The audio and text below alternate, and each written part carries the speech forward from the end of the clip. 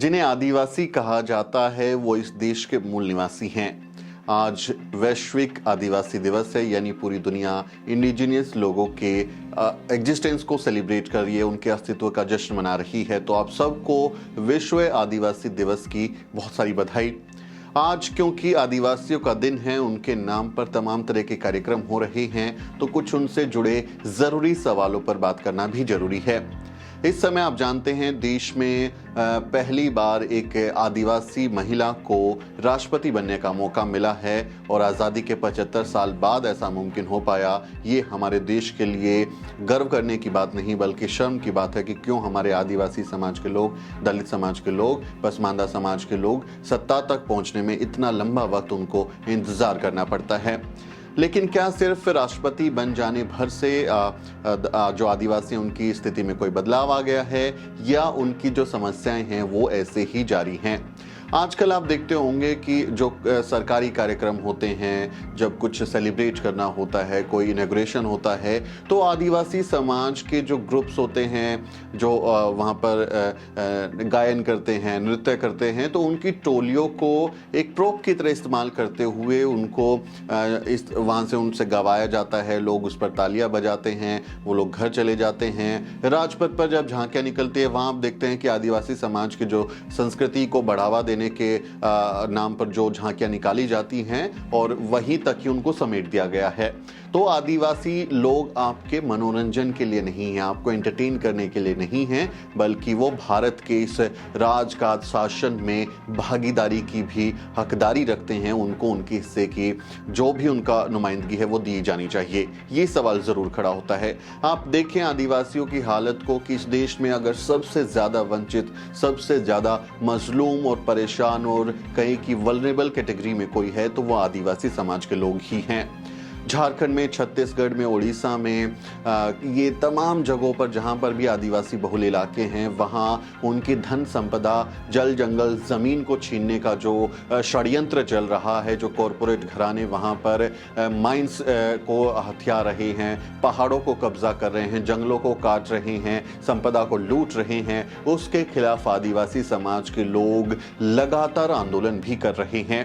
वो तमाम हिंसा का भी शिकार हैं, तमाम तरीके की वंचना भी झेल रहे हैं और विकास के नाम पर उनकी जो प्रकृति है उसको बर्बाद करने का काम कर रहे हैं। चाहे बीजेपी की सरकार हो या फिर कांग्रेस की सरकार हो, हमने देखा कि किस तरह से छत्तीसगढ़ में अडानी को कांग्रेस की सरकार वहां पर जंगल बेच के जो है वो उनको मदद कर रही है। वैसा ही अलग अलग इलाकों में बीजेपी भी कर रही है। कॉरपोरेट घरानों के लिए सारी संपदा को खाली कराया जा रहा है और आदिवासियों को विस्थापित होना पड़ रहा है। जिस जंगल में, जिस पहाड़ में, जिन नदियों में उनके पूर्वज और वो लोग सदियों से रहते हुए आए हैं, उनको वहां से बेदखल कर दिया जाता है। विकास के नाम पर उनके जंगलों को तहस नहस कर दिया जाता है, उनके गांवों को उजाड़ दिया जाता है और उन्हें फिर भटकना पड़ता है, क्योंकि वो अभी भी उस स्थिति में नहीं है कि वो अपने जीवन को जंगल के बिना चला पाएं। वो जंगल में रहते हैं, जंगल उनकी आत्मा है, जंगल से ही उनका जीवन चलता है। वहीं प्राकृतिक संसाधनों की रक्षा करते हुए अपने जीवन को आगे बढ़ाते हैं, प्रकृति की पूजा करते हैं। लेकिन अब जब उन्हें ये सब झेलना पड़ता है तो बहुत बार हम देखते हैं कि शहरों में, कहीं पर झुग्गी में, कहीं सड़क किनारे हमें आदिवासी समाज के लोग परेशान होते हुए नजर आ जाते हैं, क्योंकि आपने उनको जंगलों से भगा दिया। वो शहरीकरण की चपेट में अब अपने अस्तित्व की लड़ाई लड़ रहे हैं, अपने आप को किसी तरह संभालते हुए आपको नजर आ जाएंगे। इसके अलावा हिंसा लगातार आप देखेंगे तो आदिवासी समाज के खिलाफ राज्य की तरफ से भी हो रही है।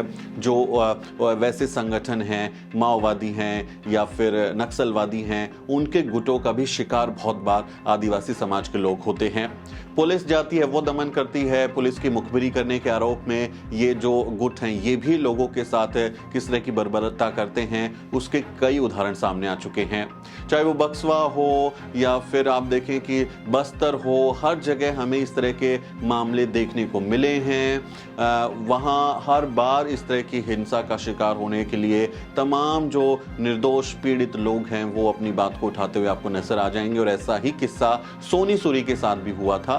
उनके साथ भी यही हुआ था। पहले पुलिस ने उनके साथ बहुत बर्बरता की और फिर वहां से नक्सल जो लोग थे उनकी तरफ से भी उनको पुलिस का मुखबिर होने के आरोप में उनके साथ भी तमाम तरीके की ज्यादतियां हुई। वो पिछले दिनों दिल्ली आई थी और जो आदिवासी लोग हैं उनके साथ गोमपाट में एक बहुत भयंकर नरसंहार हुआ था। 2 दर्जन के आसपास लोग वहां मारे गए थे।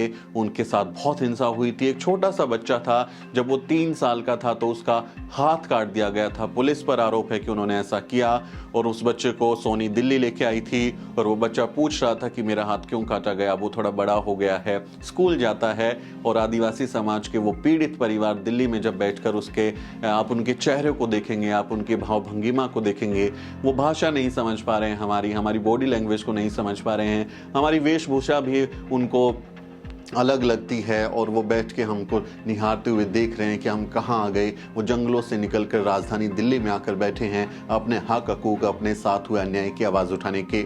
उस समय सोनी सूरी ने क्या कहा था वो भी आपको ज़रूर सुनना चाहिए। लेकिन मैं ये कहना चाहती हूँ, पूरे भारत देश के नागरिक, चाहे वो किसी भी जाति के लोग हों, चाहे हिंदू हो, दलित हो, मुस्लिम हो, चाहे आदिवासी हो, पिछड़ा वर्ग हो, सबसे मेरा ये सवाल है, क्या हम आदिवासी आखिर इस देश के नागरिक हैं या नहीं? ये सवाल पूरे भारत देश के लोग हमको बताए कि हम भी इसी देश के नागरिक हैं ना। इसलिए मैं ये कह रही हूँ, क्योंकि ऐसा कब तक होते रहेगा, हम आदिवासी के ऊपर जुल्म होते रहे। बस्तर में से कितने नरसंहार हुआ है। सलवा जुड़ुम को देखो, सलवा जुड़ुम में कितने आदिवासियों को, अनगिनत लाखों लोगों को मार दिया गया, घरों को जला दिया गया, कितने को अपना बस्तर छोड़ के दूसरे राज्यों में जाके बसना पड़ा।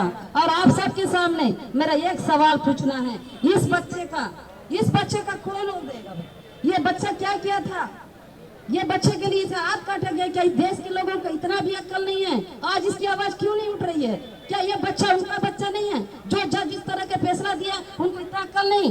एक बार बोल देते कि उसकी जांच होनी चाहिए। जांच होती तो ये बच्चा आपको दिल्ली में नहीं रहता, पढ़ने वाला बच्चा है। हमको दुख हो रहा है, उस बच्चे को ला के बताना पड़ रहा है। क्यों? ये बच्चे को यहाँ ला के बताने की जरूरत नहीं थी हमको। ये बच्चा अपनी जिंदगी वहीं पर रह के जीना था। इनको तो ये था कि वो स्कूल में रह जाता और वो लड़ाई में हम ये बताते उस बच्चे के लिए जो केस डाले जांच के लिए। और हमको बहुत दुख है।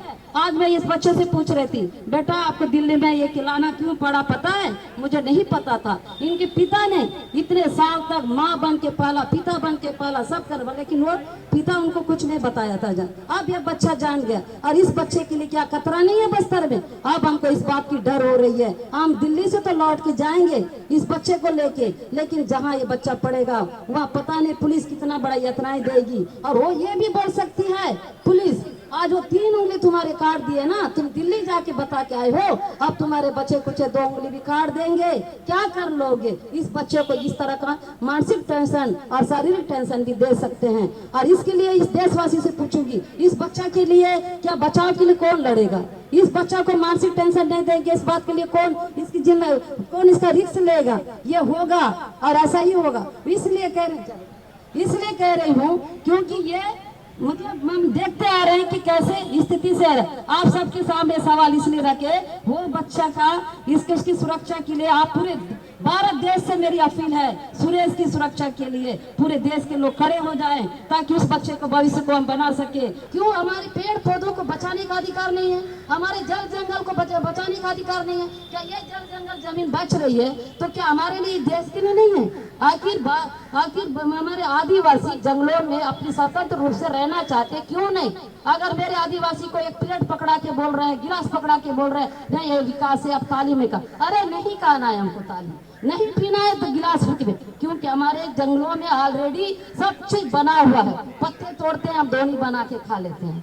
लकड़ी में जंगल जाते हैं, लकड़ी आजा, गैस की जरूरत नहीं है हमको जो हमारी धरती की जरूरत है, जो हमको जंगल की जरूरत है, जो हमारी प्रकृति की जरूरत, वो हमको दे दो ना।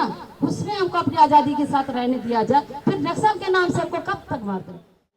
तो आदिवासी समाज लगातार इस तरह की वंचना झेल रहा है।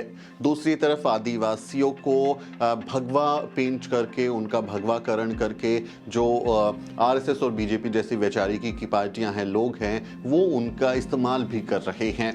राष्ट्रपति पद पर द्रौपदी मुर्मू को बैठाया, हम सब के लिए बहुत ज़्यादा सम्मान की बात है। हमारी आदिवासी महिला देश की सबसे बड़ी कुर्सी पर जाकर बैठी हैं, लेकिन बीजेपी और आरएसएस के लोग आदिवासियों को किस तरह से हिंदू बनाकर उनकी संस्कृति, उनकी मूल भावना, उनके प्रकृति प्रेम के साथ खिलवाड़ कर रहे हैं, उस पर भी ध्यान देना होगा।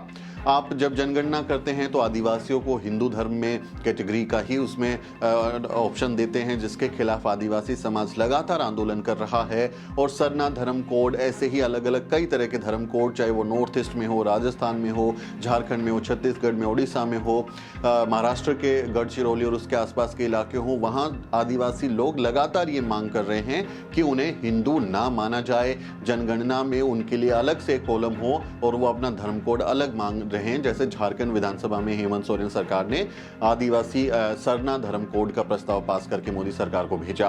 वो कह रहे हैं कि हमें हिंदू मत मानो, हम हिंदू नहीं हैं, हम आदिवासी हैं, मूल निवासी हैं, इंडिजीनियस पीपल हैं, तो आप हमें हिंदू क्यों कह रहे हो। जैसे वो लोग दलितों को हिंदू कहते हैं, उनकी कैटेगरी में हिंदू लिखवाते हैं, तो वो दलित कहते हैं कि हम हिंदू नहीं है, हिंदू हैं तो हमारे साथ ये सब क्यों हो रहा है। वैसे ही आदिवासी अगर हिंदू हैं तो उनके साथ ऐसा क्यों हो रहा है।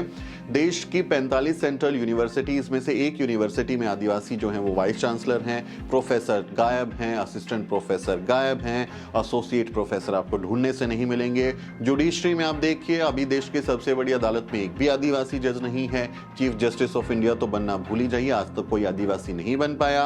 इलेक्शन कमिश्नर हैं, उनमें कोई आदिवासी नहीं बने। आप देखें आरबीआई के निदेशक नहीं बने, शिक्षा मंत्री आदिवासी को किसी को बनाया नहीं, बड़े बड़े पद उनको दिए जाते नहीं हैं। ब्यूरोक्रेसी में जिस तरह से लेटरल एंट्री के नाम पर आदिवासियों को मिले शेड्यूल ट्राइब आरक्षण के साथ खिलवाड़ हो रही है, वो हम सब देख रहे हैं। तो ये तमाम मुद्दे हैं जिन पे सवाल करने की ज़रूरत है। जब हम आज विश्व आदिवासी दिवस को सेलिब्रेट कर रहे हैं तो हमें ये भी समझना होगा कि हमारे आदिवासी भाई बहनों की क्या ज़रूरतें हैं और क्यों हमें उनके साथ खड़ा होना चाहिए। तमाम तरीके की हिंसा की खबरें लगातार हम रिपोर्ट करते हैं, सोशल मीडिया पर आपको देखने को मिलती हैं। उनके साथ क्या क्या बर्बरता होती है वो आप सुने, आप पढ़ें तो आपकी रूह कांप जाए, रोंगटे खड़े हो जाएं। इतनी तिरस्कार, वंचना, हिंसा हमारे आदिवासी लोग झेल रहे हैं।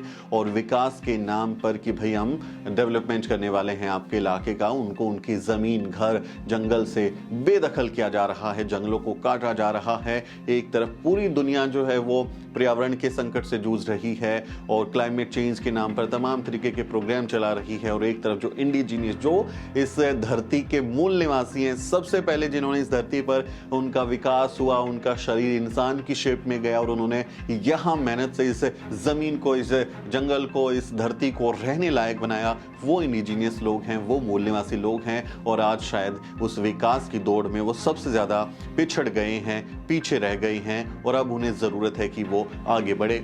हम उम्मीद करते हैं कि मीडिया, नौकरशाही, ब्यूरोक्रेसी, राजनीति, खेल, इन judiciary, banking sector, finance sector, in corporate sector के जो बड़े बड़े घराने, वहाँ भी आदिवासी समाज के लोगों को पद मिले, उनकी भागीदारी हो, उनकी हिस्सेदारी हो, और इस देश को चलाने की जो भी नए प्रतिष्ठान हैं उनमें आदिवासियों की भूमिका की गारंटी हो।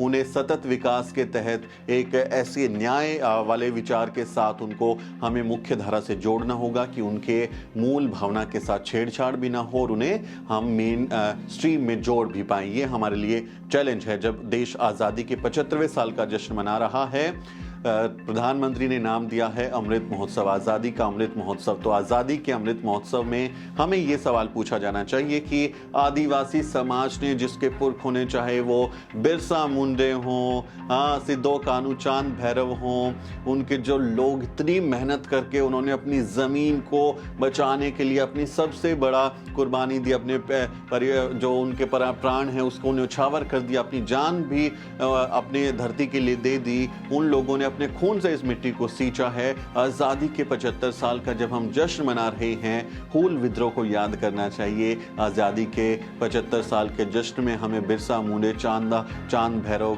इन सबको, सिद्धो कान्हू, इन सबको, उनकी बहनों को, जो मुर्मू उनकी बहनें थी, उनको हमें याद करना चाहिए। हमें संथाल विद्रोह को नहीं भूलना चाहिए, हमें उनके संघर्ष, शौर्य गाथा को नहीं भूलना चाहिए, हमें वो याद रखना चाहिए और उनकी जो मांग है, उनके जो मुद्दे हैं, उस पर भी भारत सरकार को, राज्य सरकारों को ध्यान देना चाहिए और आदिवासियों को हमें अपने साथ लेकर चलना चाहिए। बहुजन समाज की भी जिम्मेदारी है कि जो भी थोड़ा बेहतर स्थिति में है वो आदिवासी समाज के साथ जरूर उनकी मदद करें, खड़े हों, उनको जिस तरह की भी मदद कर सकते हैं करें और हमारे भाई बहनों के साथ हमें खड़ा होना चाहिए। बहुजन एकता का जो हमारा ख्वाब है उसको हकीकत बनाने के लिए बहुत जरूरी है कि हम भी उन लोगों के साथ खड़े हों, संघर्ष में साथी बनिए, उनका साथ दीजिए। इस आदिवासी दिवस पर आप क्या सोचते हैं, आपकी क्या राय है, आदिवासियों से जुड़े मसले पर आपकी क्या ओपिनियन है उसके बारे में जरूर लिखें, कमेंट करें। आपसे अपील है कि हमारे चैनल को भी जरूर सब्सक्राइब करें। मेरा नाम सुमित चौहान है और इस वीडियो स्टोरी में मेरी मदद कर रहे हैं मेरे सहयोगी मोहित। अगले किसी वीडियो में मुलाकात होगी दोस्तों, तब तक आप देखते रहिए द न्यूज़ स्पीक।